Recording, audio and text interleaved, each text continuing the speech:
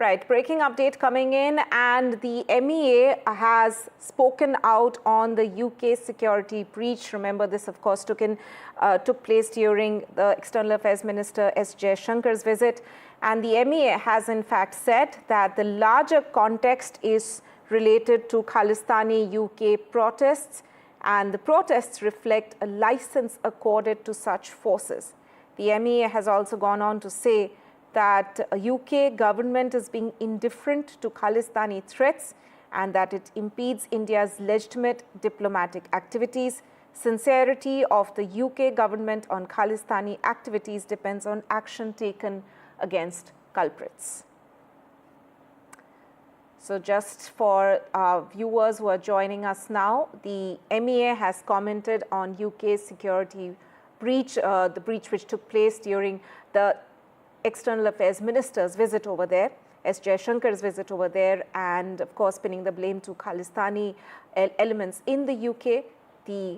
Our government, the MEA, has now said that the protests being allowed in that area reflect license accorded to Khalistani forces, and that in TER's words has also said that UK is being indifferent to Khalistani threats and that it impedes India's legitimate diplomatic activities. Let me go across to my colleague Vishnu Shom for more on this.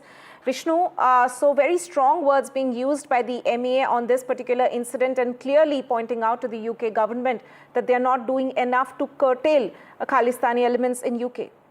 Yeah, this is extremely strong language. It takes place just a couple of days after a Khalistani extremist appeared to defile India's national flag in front of the vehicle which the External Affairs Minister Dr. S Jaishankar was getting into in London after speaking at the Chatham House. What the External Affairs Ministry says that we've conveyed our deep concerns to the UK authorities. There is a larger context to the incident, and here's where, it's a strong statement. It brings out both the license accorded to such forces as well as indifference to their intimidation threats and other actions aimed at impeding our legitimate diplomatic activities in the United Kingdom. Now, that is very important.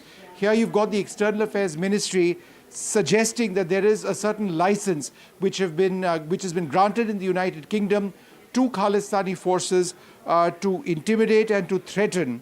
The External Affairs Ministry goes on to state, while we have noted the statement issued by the UK Foreign Office, our view of its sincerity would depend on the action taken against culprits on this and previous occasions. So India basically making the point that we need to see evidence that the United Kingdom is sincere in its efforts at tackling these Khalistani voices, these voices of extremism.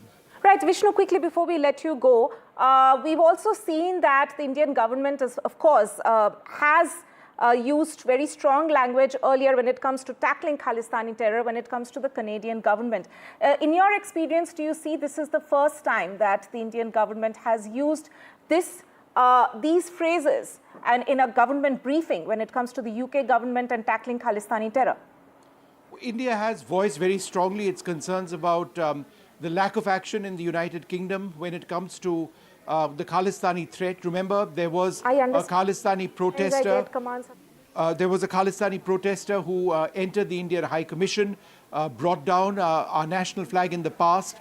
India has repeatedly said that the United Kingdom needs to do more. But just in terms of words and the statements which have been used this time around, in my recollection, this might well be the strongest yet. Shom, thank you so much for joining us with that. We'll be heading into a short break at this point. Stay tuned to NDTV.